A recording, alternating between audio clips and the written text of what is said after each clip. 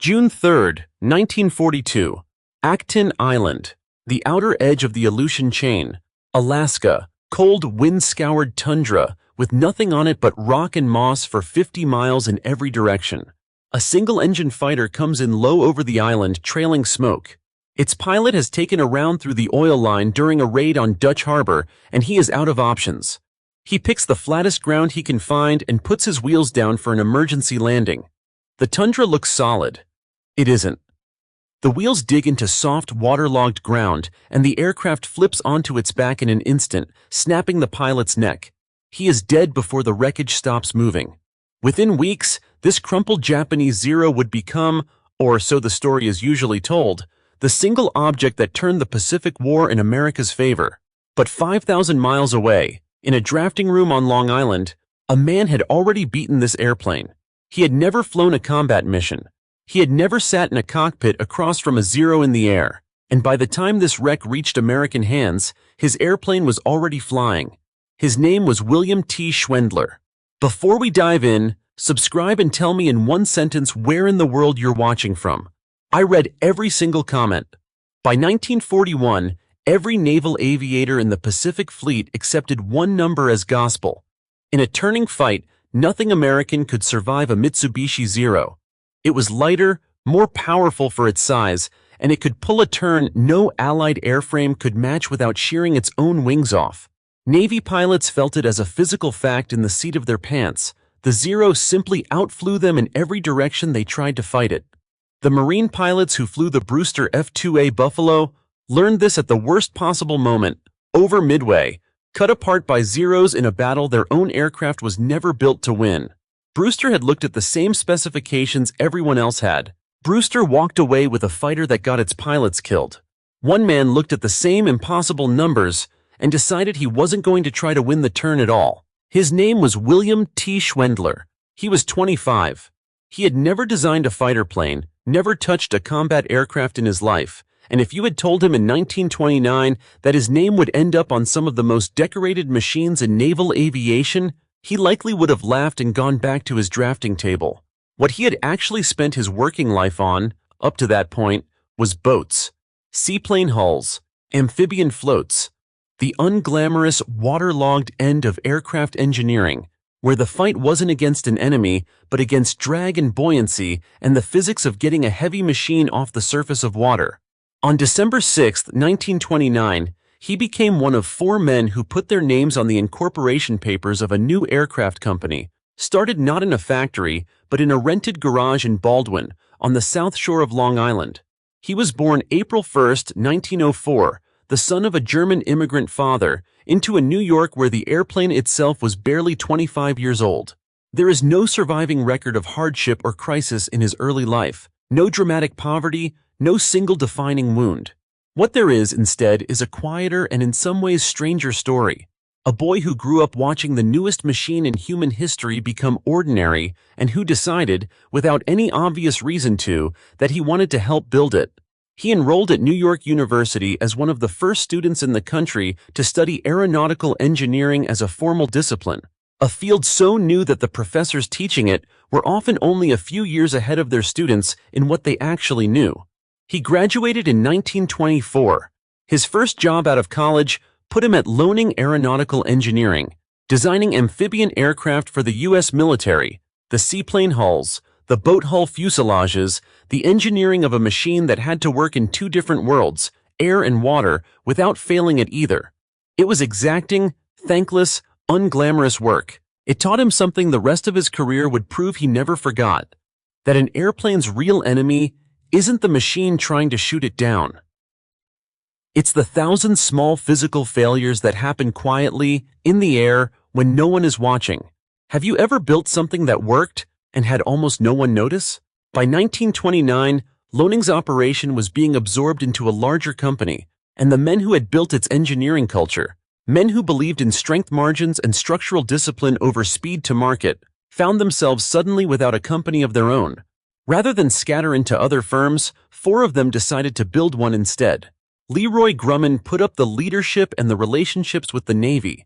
Jake Swerble brought the production instincts. Edmund Poor brought the financial backing. And William Schwendler brought the thing that would define the company's identity for the next 6 decades. An obsession, bordering on stubbornness, with building things stronger than the specification required. It wasn't a promising start. A garage. 4 men. No factory, no contract in hand, and the American economy about to collapse into the worst depression in its history within the same month they signed the papers. Sit with that for a second. 4 engineers, betting their careers on a rented garage, 3 weeks before Wall Street fell apart. What Schwendler brought to that garage wasn't a single brilliant invention. It was a design philosophy, and it would take a decade before the U.S. Navy, and an empire on the other side of the Pacific, understood exactly how dangerous that philosophy was. By 1938, Schwendler's design office had already started poking at a question nobody had asked them to answer yet. Could the F4F Wildcat, Grumman's existing carrier fighter, simply be built bigger, with a stronger engine bolted on, and stay competitive into the next decade of naval aviation? It was internal work, unofficial, filed under the company's own project number, G33. The math said no. Schwendler and his design partner, Richard Hutton, ran the numbers on dropping a larger engine into the existing Wildcat airframe and found exactly what a careful engineer finds when he tries to force a bigger engine into a smaller plane. The aircraft gained weight faster than it gained performance. The fuselage would need to stretch, the tail would need to grow, the propeller would need to lengthen, which meant the landing gear geometry no longer worked. One change triggered 5 more. By early 1941, what had started as a modification study had quietly become the outline of an entirely new airplane. Then, in June of 1941, the Navy made it official. The Bureau of Aeronautics needed a hedge. Vaught's new F4U Corsair looked extraordinary on paper, but its development was already snagged. A crashed prototype, visibility problems over the nose, a landing gear that bounced on carrier decks. If the Corsair slipped further, the fleet would be flying obsolete Wildcats against Japan's newest fighters with nothing in reserve. The Navy needed a second option, and it needed Grumman to build it. This was the moment the theoretical study became real. Schwendler had a choice in front of him that would define the entire program. Patch the Wildcat and hand the Navy a marginal improvement on a known airframe, or throw out the compromise and design the airplane. The numbers had already told him he needed. He chose the second option, and he chose it before a single external event forced his hand. A full-scale mock-up, built from that internal G33 and G35 work, was presented to the Navy's General Board on January 12, 1941, 5 months before the Japanese even attacked Pearl Harbor. Leroy Grumman himself made the case to Navy leadership. "Don't ask us to save the old fighter. Let us build a new one." He was 37 years old, running a design department at a company that had existed for barely a decade, and he was about to bet that department's entire wartime reputation on a fighter that didn't yet exist anywhere but on paper and in a wooden mock-up. The Navy signed the contract on June 30, 1941.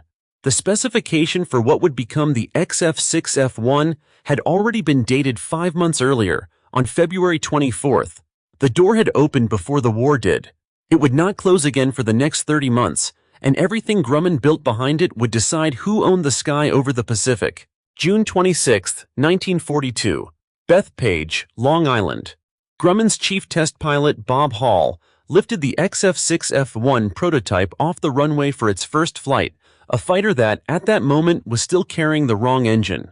The original design called for a Wright R-2600 Cyclone, rated at 1,700 horsepower. It was a solid engine. It was also, by the spring of 1942, already obsolete for what this airplane needed to do. 2 months earlier, on April 26th, the Navy's Bureau of Aeronautics had ordered Grumman to rip that engine back out and replace it with something bigger. Based not on any captured Japanese hardware, but on hard combat reports radioed home by Wildcat pilots who were losing turning fights to the Zero in real time over real ocean that same spring. The replacement was the Pratt Whitney R-2800 double Wasp, an 18-cylinder, 2-row air-cooled radial engine producing 2,000 horsepower, nearly double the output of the engine it was replacing. It was already proving itself in one other airplane, Vaught's troubled Corsair. Now Grumman was betting it on theirs too. Bolting on that much more engine meant redesigning almost everything behind it. The fuselage had to stretch and strengthen to carry the added weight and torque. The landing gear moved from the fuselage out to the wings to clear a propeller nearly a foot wider than before. The cockpit shifted position for better visibility over a nose that had grown considerably longer. On July 30th, just 5 weeks after that first flight, the re-engined prototype, now redesignated the F6F took to the air over Bethpage. It nearly ended there. On August 17th, the new prototype suffered an engine failure in flight and had to be put down in a farm field on Long Island. Bob Hall walked away from the landing. He did not fly the program again. Grumman moved forward with a different test pilot and kept flying. What they were flying, physically, was something the U.S. Navy had never put on a carrier deck before. This was an airplane 60% heavier than the Wildcat it replaced, wrapped around 3 separate pieces of engineering nobody at Grumman was willing to compromise on. Self-sealing fuel tanks, fuel cells lined with layers of raw and vulcanized rubber that swell shut the instant a bullet punches through them, stopping a fire before it starts. 212 pounds of cockpit armor plate, positioned behind the pilot's seat and around the oil system, so a hit that would kill a Zero pilot outright might only wound a Hellcat pilot. And a structural philosophy that ran straight back to Schwendler's own standing rule inside the design office. Build every component to twice the load the specification demanded, and never apologize for the extra weight it costs you.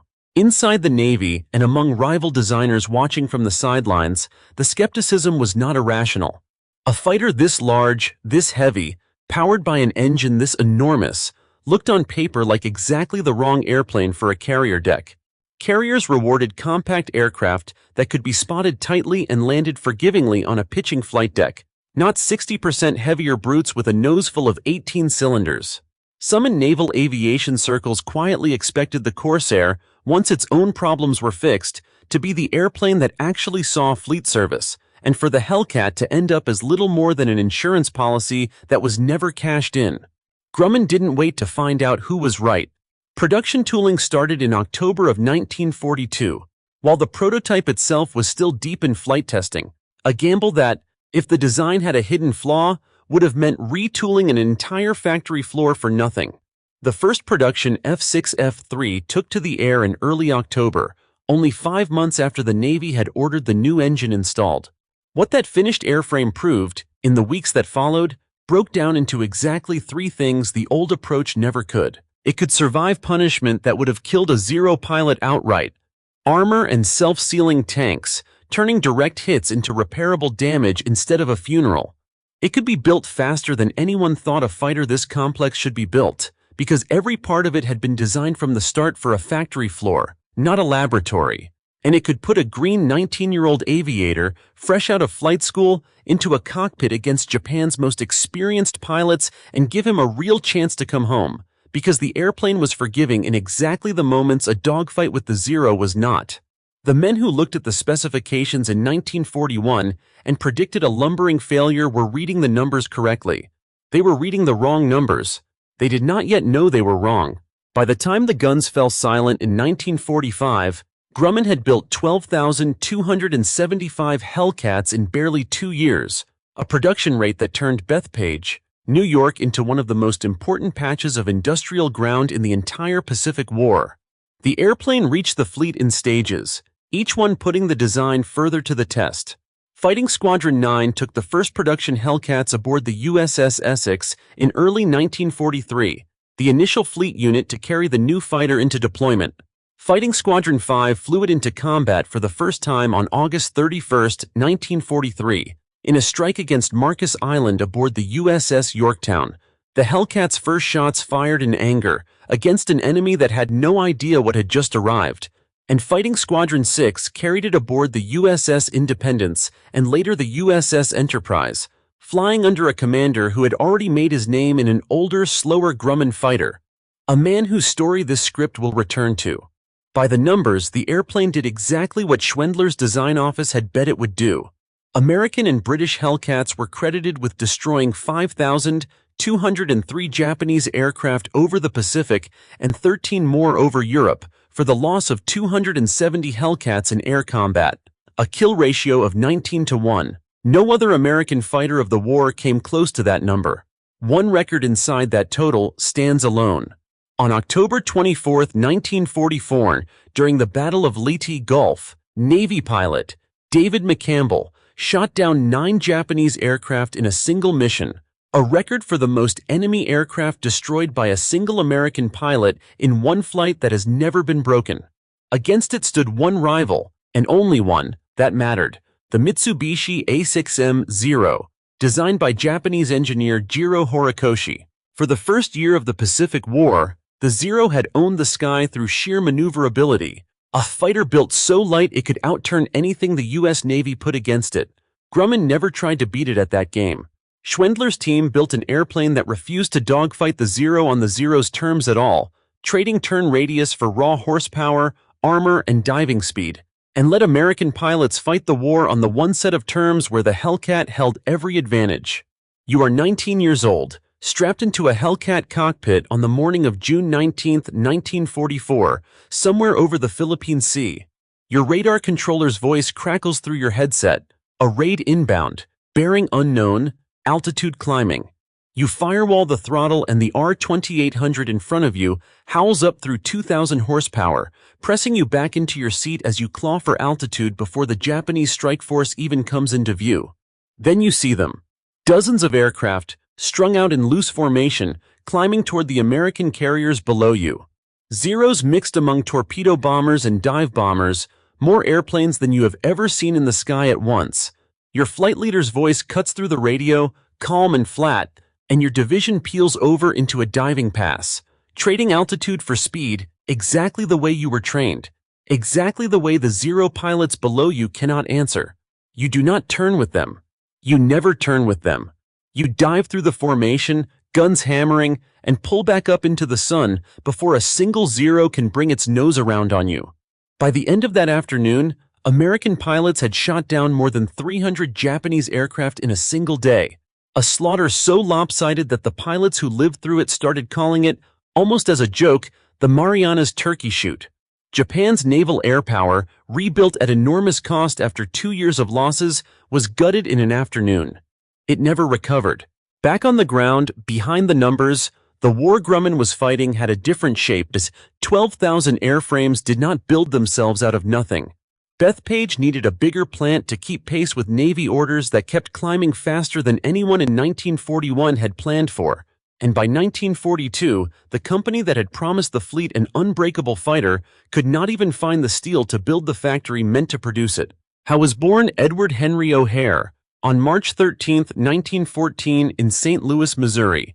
29 years old by the time the story that would end his life began, a lieutenant commander commanding Air Group 6 off the carrier USS Enterprise. Everyone who knew him called him Butch. By late 1943, Butch O'Hare was already the U.S. Navy's first flying ace of the war, the man who, back in February 1942, alone against a formation of 9 Japanese bombers threatening the carrier Lexington, shot down 5 of them in a matter of minutes and became the first naval aviator awarded the Medal of Honor. That mission had been flown in a Wildcat. By November of 1943, he had transitioned into the airplane his own combat reports had helped shape, the Hellcat.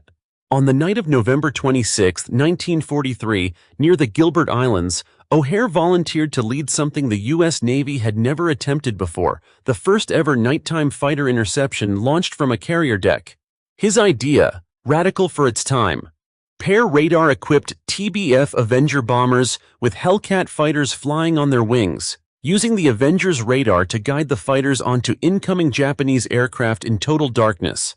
The formation lifted off the Enterprise into black sky and found what it was looking for, a group of Japanese torpedo bombers closing on the task force. In the chaos of a night engagement, aircraft crossing paths in darkness at 300 miles an hour, O'Hare's Hellcat was seen to peel away from the formation, drop beneath a wingman's aircraft, and disappear into a dive. His wingman called his name over the radio. There was no answer. The Hellcat was never seen again. What exactly happened in those final seconds has never been fully settled.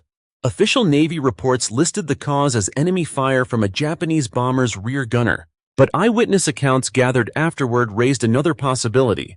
that in the confusion of that first-ever night mission, O'Hare's own aircraft crossed into friendly gunfire from one of the Avengers flying beside him. No wreckage was ever recovered. No body was ever found. To this day, which account is true has never been conclusively proven.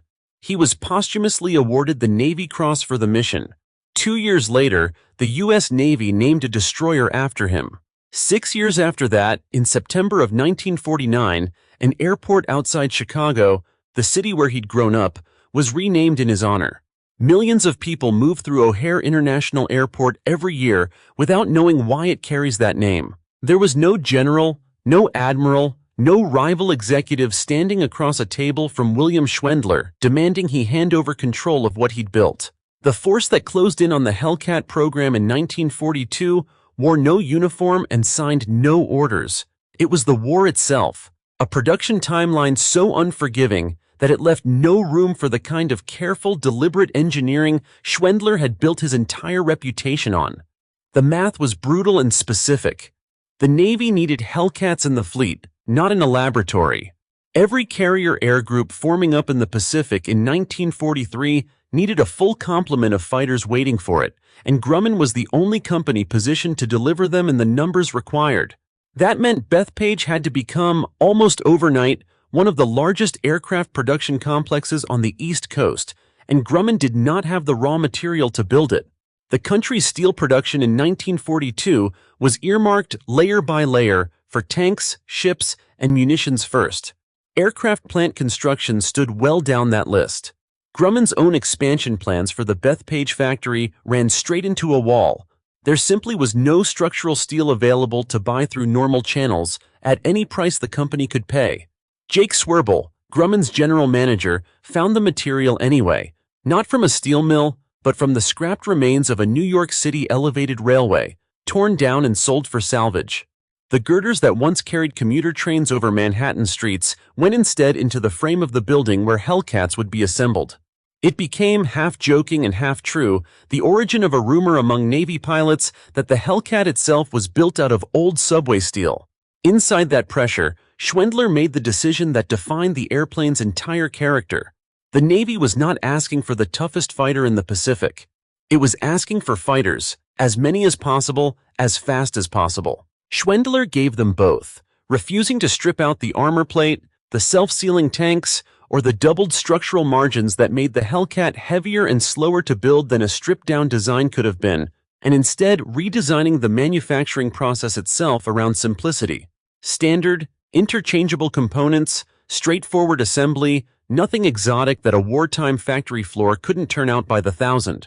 The redesign worked exactly as intended. Production tooling that started in October 1942, while the prototype itself was still in flight testing, delivered the first production F6F to the Navy by January 1943, a gap of roughly 3 months between an unproven design and airplanes rolling off the line in quantity. It was a gamble that, had a serious flaw turned up in flight testing, would have meant scrapping an entire factory's worth of half-built airframes.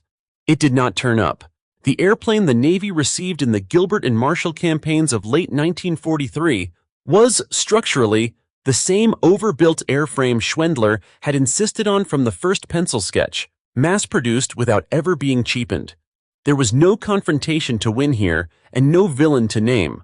The refusal Schwendler faced down was arithmetic: not enough steel, not enough time, not enough margin for error. And he answered it not by compromising the design, but by re-engineering the factory around it instead. The war ended in September 1945, and within a few short years, a story had already hardened into popular memory that left William Schwendler almost entirely out of it. The story went like this. The Zero had ruled the Pacific sky, unbeatable and mysterious, until a lucky discovery on a frozen Alaskan island handed America the blueprint it needed to finally beat it. Test pilots flew the captured wreck, found its weaknesses, and American engineers built the Hellcat to exploit them. It is a clean story. It has a single dramatic object at its center, a crashed enemy fighter, and it required no one to understand who had actually spent a year and a half designing an airplane before that wreck was ever found. The documented record contradicts nearly every part of it. Grumman's specification for the airplane that became the Hellcat was dated February 24, 1941. The Navy signed a production contract on June 30, 1941. Both of those dates fall a full year before Tadayoshi Koga's Zero crash-landed on Akutan Island in June 1942, and by the time that captured aircraft was repaired and flown for the first time, in the autumn of 1942, the Hellcat prototype had already been in the air for months. What actually changed the airplane's design in the spring of 1942 was not a captured enemy fighter. It was a Navy order, issued in April, based on combat reports radioed home by Wildcat pilots fighting Zeros in real air battles, to swap in a bigger engine. The myth simply replaced one true story, an engineering team's early and correct bet, with a more cinematic one, and it has outlived the man who made that bet by nearly half a century. Schwendler never publicly fought the myth. There is no recorded speech, no letter to a newspaper, no late career interview where he corrected the record for the history books. He continued, instead, exactly as he always had, running Grumman's engineering department, then rising to executive vice president and eventually to chairman of the company's board, all under a corporate name that had never carried his own. That was, in a sense, the arrangement from the beginning. Grumman Aircraft Engineering Corporation bore the name of one founder. The fighters it built carried names like Wildcat, Avenger, Hellcat, Bearcat, never a designer's name, in the way a Cartvelli designed Thunderbolt or a Horikoshi designed Zero occasionally carried an engineer's identity into public memory on the strength of post-war biography and press attention. Schwendler's name appeared on incorporation papers and internal engineering memos. It did not appear on recruiting posters, newsreels, or the magazine profiles that turned a handful of wartime aircraft designers into minor post-war celebrities. There was no financial ruin here, no forced resignation, no public disgrace to report. What happened to William Schwendler was quieter than any of that, and in its own way more thorough. An entire airplane's worth of engineering judgment, structural discipline, and wartime risk-taking folded into a company brand and a popular legend that needed no engineer's name attached to it at all. The airplane became famous. The myth about how it was built became famous. The man who actually built it did not. By the summer of 1944, the airplane Schwendler's office had bet on before Pearl Harbor was no longer just a fighter in the fleet. It was the instrument other men's names would be written into history with. The Battle of the Philippine Sea, June 19th and 20th, 1944, stands as the clearest case. Japan committed nearly 400 carrier aircraft to the battle, its last serious attempt to contest American naval air power in a single decisive engagement. American losses in the air that day numbered roughly 30 planes. Japanese losses ran past 200, by some counts closer to 300 once losses on the ground and aboard sinking carriers are included. A defeat so lopsided that Japan's carrier air arm, rebuilt at enormous cost after Midway, never recovered the pilots or the aircraft it lost in that single afternoon. The name that attached itself permanently to the battle was not Grumman's and not Schwendler's. It was the Marianas Turkey Shoot, a nickname born from the pilots who flew the mission, not the engineers who built the machine that made the lopsided kill ratio possible. 4 months later, at Leyte Gulf on October 24, 1944, David McCampbell shot down 9 Japanese aircraft in a single mission, a record for the most enemy aircraft destroyed by one American pilot in a single flight that stands unbroken to this day. McCampbell became the Navy's top-scoring ace of the war, with 34 confirmed kills, and left the war with a Medal of Honor and his name permanently fixed in naval aviation history. William Schwendler is absent from that citation, from the newsreels, from the magazine profiles that followed. The airplane McCampbell flew that existed because of a design decision Schwendler made in 1941 when he chose to build an airframe strong enough to survive combat rather than one merely light enough to win a peacetime speed trial. McCampbell's name is on the record. Schwendler's is not. Public credit followed the same pattern with the airplane's most famous pilot of all. Butch O'Hare's name is stamped on an international airport that moves tens of millions of passengers a year. It is stamped on a Navy destroyer. It appears in Medal of Honor citations, in post-war biographies, in the permanent record of American naval heroism. The airplane he died flying carries Grumman's name and the Navy's designation. It does not carry his chief engineers. Grumman's own post-war fate mirrored the pattern set during the war. Bethpage kept building, the F8F Bearcat for the Navy, then the F9F Panther into the jet age, then a long line of carrier aircraft that carried the company through the Cold War. The company that had assembled Hellcats out of scrapped subway girders in 1942 eventually merged with Northrop in 1994, becoming Northrop Grumman, a name that still appears on defense contracts and spacecraft to this day. The design philosophy Schwendler had insisted on from a rented garage in 1929, build it stronger than the specification demands, outlived him by decades, inside a company whose name had never once carried his own. The company Schwendler helped found in a rented garage in December 1929 followed a straight, traceable line for the rest of the century. Grumman Aircraft Engineering Corporation became Grumman Aerospace Corporation as the jet age and the space race pulled the company past propeller fighters and into carrier jets, the A-6 Intruder, and the lunar module that carried American astronauts to the surface of the moon. In 1994, Grumman merged with Northrop to form Northrop Grumman, a name that still appears today on fighter jets, spacecraft, and defense contracts, 6 decades after 4 men signed incorporation papers with almost nothing behind them but a design philosophy and a rented building. Every one of those later airplanes, in some structural sense, inherited the same standing rule Schwendler had insisted on from the beginning.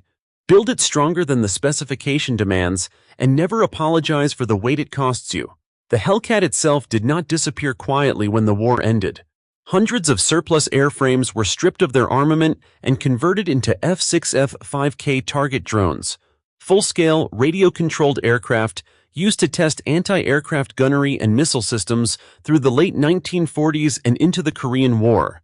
In one of the stranger footnotes in the airplane's history, some of these drones were modified further, fitted with television cameras in the nose and packed with explosives, then flown by remote control directly into targets in Korea. Launched from the carrier USS Boxer in 1952, nearly a decade after the airplane's combat debut over Marcus Island.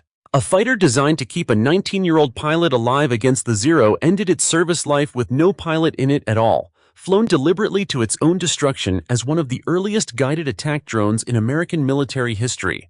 And the airplane story connects backward too, to 2 other names this channel has already told in full. Grumman Aircraft Engineering Corporation, the company Schwendler helped build from nothing in that Baldwin garage, is the same company whose full corporate rise and fall this channel has already covered in detail. And in a strange coincidence of engineering, the finished Hellcat came out only slightly smaller than another fighter. This channel has told the story of the Republic P-47 Thunderbolt, the enormous single-seat fighter designed by Alexander Kartveli, an engineer who, like Schwendler, built a legendary wartime aircraft and watched history remember the machine far better than it remembered him. William Schwendler got the engineering right before anyone asked him to. He bet an entire design office's wartime reputation on an airplane that didn't exist yet.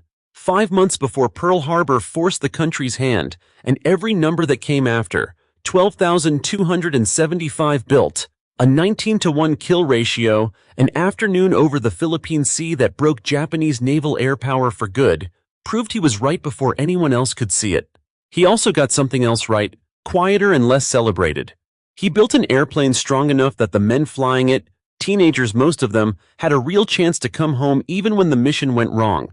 Not every engineer with a legendary airplane to his name can say that. History took the myth instead of the man. It remembered a crashed enemy fighter on a frozen island and forgot the 1.5 years of drafting table work that came before it. It could take his name off the recruiting posters, off the magazine profiles, off the popular story of how this airplane came to be. It could not take the airplane itself. The next time you see that unmistakable gull-nosed silhouette in an old newsreel, remember there was a name behind it that history almost let go entirely.